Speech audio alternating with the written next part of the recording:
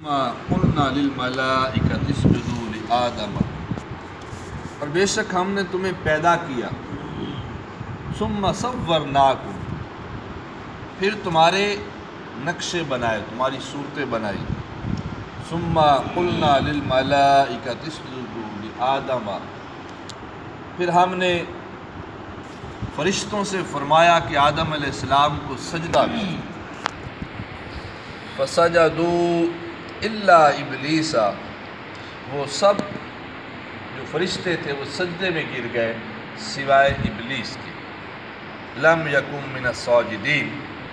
اور یہ ابلیس جو تھا یہ سجدہ کرنے والوں میں سے نہ ہوا۔ اللہ رب العزت نے اس سے پوچھا،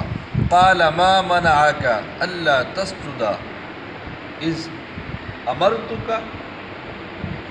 تجھے کس چیز نے روکا سجدہ کرنے سے جب کہ یہ میرا حکم تھا، میں نے تمہیں حکم دیا تھا، اس کے باوجود تم نے سجدہ کیوں نہ کیا؟ شیطان نے کہا، قال انا خیر منہ، کیونکہ میں اس آدم سے بہتر ہوں، میں اس سے اعلیٰ ہوں، خلقتنی من نار وخلقتہ من طین، اور آگے سے دلیل شیطان نے یہ پیش کی کہ مجھے چونکہ آپ نے آگ سے پیدا کیا ہے اور آدم علیہ السلام کو مٹی سے پیدا کیا ہے، اس لیے انا خیر منہ، میں ان سے بہتر ہوں، کیونکہ آگ کی فطرت ہے کہ وہ بلندی کی طرف جاتی ہے، اوپر کی طرف جاتی ہے، اور مٹی کی خاصیت یہ ہے کہ وہ نیچے کی طرف آتی ہے، تو لہذا میں اس سے بہتر ہوں، یہ مجھ سے کمتر ہے، تو میں بہتر ہو کر اعلیٰ ہو کر ادنا کو سجدہ کیوں کروں؟ یہ سمجھ لیے۔ اللہ رب العزت نے فرمایا، قال فاہبط منہا فما یکون لک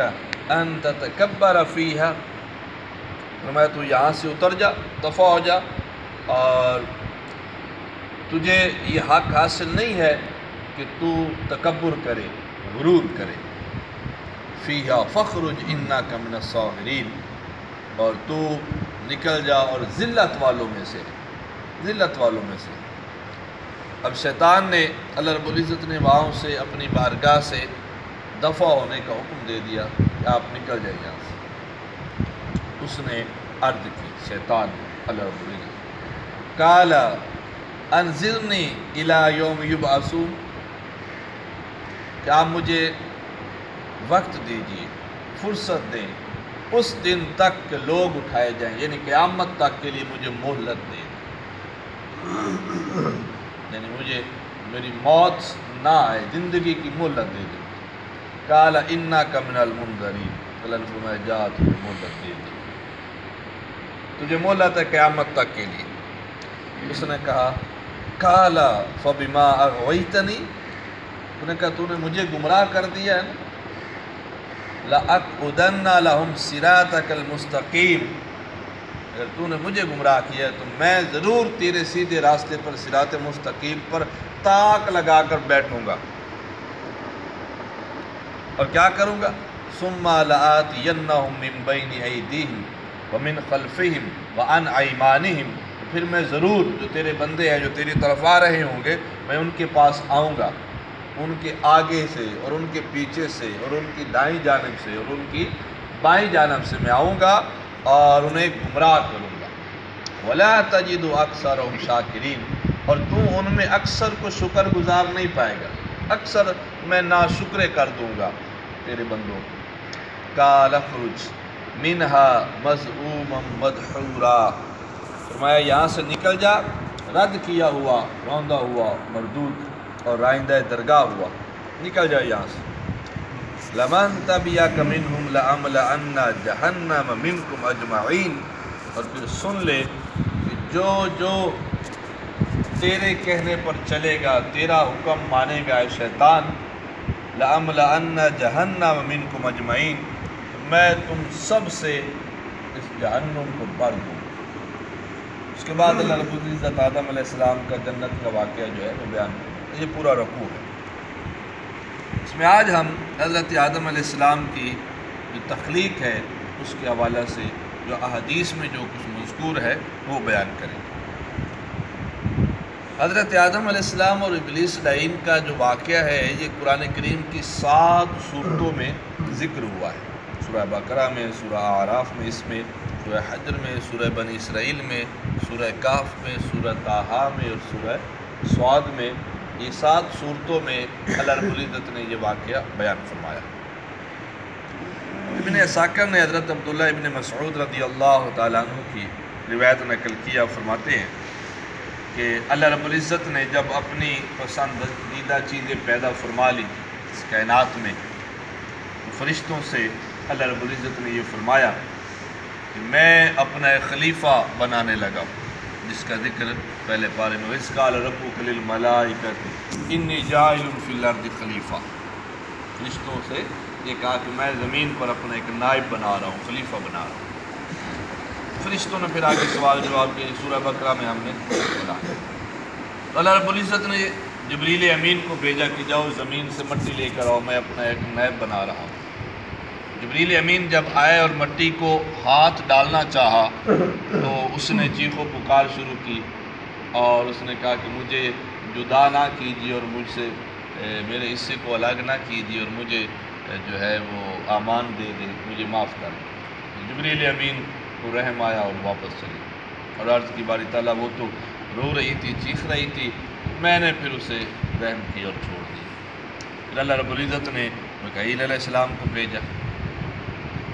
ان کے ساتھ بھی یہی ہوا، زمین جو ہے چیخ و پکار کرنے لگی، انہوں نے بھی چھوڑ دی۔ پھر اسرافیل علیہ السلام کو بھیجا تو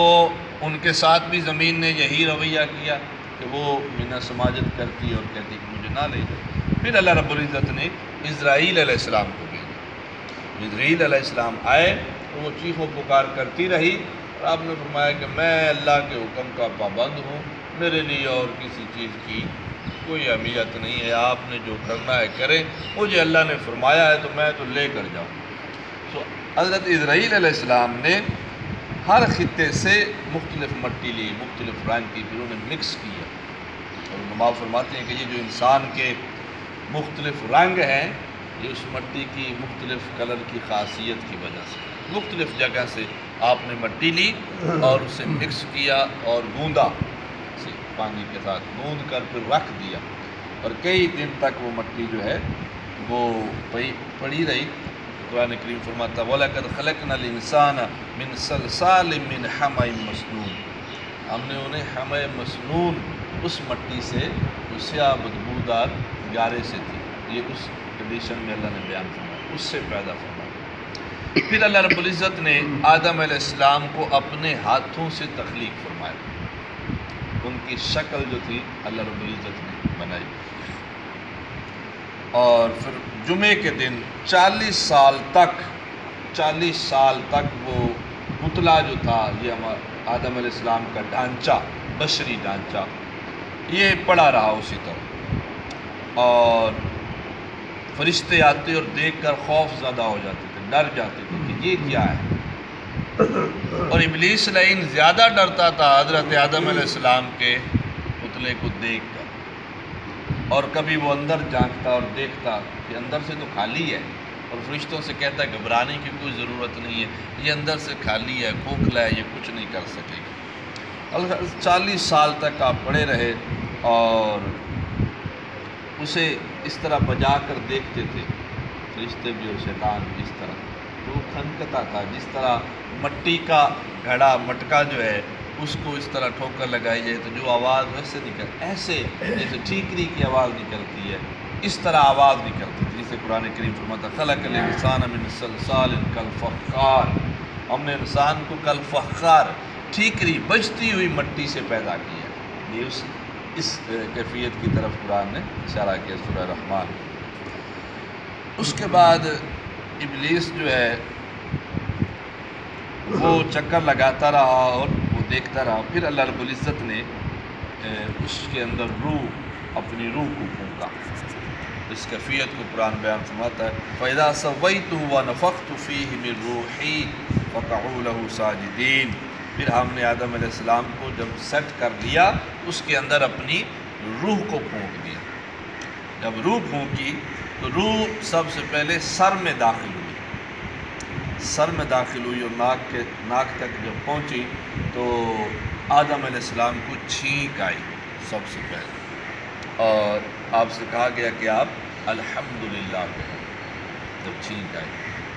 آدم علیہ السلام نے سب سے پہلا جملہ جو منہ سے نکالا تھا وہ الحمدللہ تھا۔ اس کے بعد جب وہ آنکھوں تک آئی روح تو آپ نے جنت کے پھلوں کی طرف نظر اٹھا کر دیکھا، ان کی طرف جنت کے پھول اور پھلوں کو دیکھا۔ پھر جب پیٹ تک آئی آپ کی روح مبارک، پیٹ تک آئی تو آپ کو بھوک محسوس ہوئی، طعام کی طلب محسوس ہوئی، کچھ کھانے کی۔ تو آپ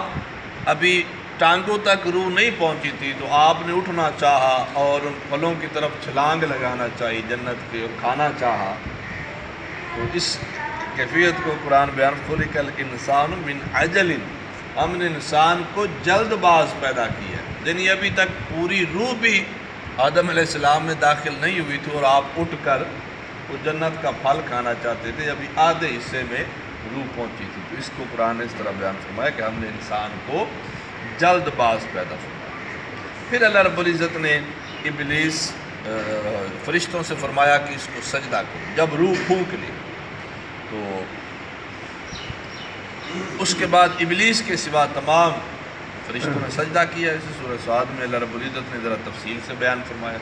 یہاں پر بھی بیان فرمایا، دلیل اس نے یہاں پر بھی وہی دی ہے، فسجد الملائکۃ کلہم اجمعون، تو سب نے سجدہ کیا، سارے کے سارے فرشتوں نے، الا ابلیس استکبر وکان من الکافرین، مگر ابلیس نے سجدہ نہ کیا اور وہ کافروں میں سے ہو گیا۔ قال یا ابلیس ما منعک ان تسجد لما خلقت بیدی، یہاں پر اللہ نے فرمایا تھا کہ قال ما منعک الا تسجد اذ امرتک، اس صورت میں فرمایا کہ میں نے تمہیں حکم دیا ہے تو تو نے سجدہ کیوں نہیں کیا۔ یہاں پر اللہ نے فرمایا کہ میں نے اسے اپنے ہاتھوں سے بنایا، میں نے بنایا ہے تو تجھے کس چیز نے سجدہ کرنے سے روکا؟ استکبرت ام کنت من العالین، کیا تو تکبر کرتا ہے یا تکبر کرنے پہلے ہی تکبر کرنے والوں میں سے تھا؟ اس نے وہی جواب دی، قال انا خیر منہ، میں اس سے بہتر ہوں، خلقتنی من نار وخلقتہ من طین، کیونکہ آپ نے اسے مٹی سے پیدا کیا ہے اور مجھے آگ سے پیدا کیا ہے۔ تو اللہ رب العزت نے فرمایا قال فاخرج منها فانک رجیم، تو یہاں سے دفع ہو جا، ذلیل رائندہ درگاہ کیا ہوا۔ تو اللہ رب العزت نے لعنت کا طوق ڈالا اور انہیں اپنی بارگاہ سے نکال دیا۔ تو اس سے کے بعد انشاءاللہ کل سے ہم آدم علیہ السلام کی اب اگلی جو مرحلے ہیں، کس طرح پھر وہ جنت میں آئے، پھر آپ کی اولاد کا مشاہدہ کیا گیا، وہاں یہ آگے بیان ہوا ہے، اور کس طرح شیطان نے ورگلایا اور آزمائش میں ڈالا گیا، اور کس طرح آپ کی اس آزمائش میں حضور نبی مکرم صلی اللہ علیہ وسلم کے وسیلہ سے آپ کی شفاعت ہوئی، اور کس طرح آپ کی پسلی سے حضرت حوا سلام اللہ علیہ کو پیدا کیا گیا، اور پھر دنیا میں آپ کا آنا اور یہاں کا ماحول اور ابتدا دنیا کا آغاز، اور پھر آپ کی وفات، اور وفات کے بعد آپ کا ایک مناظرہ بڑا مشہور و معروف حضرت موسیٰ علیہ السلام کے ساتھ عالم برزخ میں ہوا، وہ مناظرہ بھی انشاءاللہ۔ یہ وہ چیزیں ہیں جو ہم نے پیچھے سورہ بقرہ کی تفسیر میں اس واقعے میں نہیں بیان کی تھی، تو یہ انشاءاللہ ساری چیزیں ہم تفصیل کے ساتھ حضرت آدم علیہ السلام کے حالات زندگی آگے بیان کریں گے۔ دعا ہے کہ اللہ رب العزت ہمیں سمجھ عطا فرمائے، وما علینا الا البلاغ المبین۔ بسم اللہ الرحمن الرحیم۔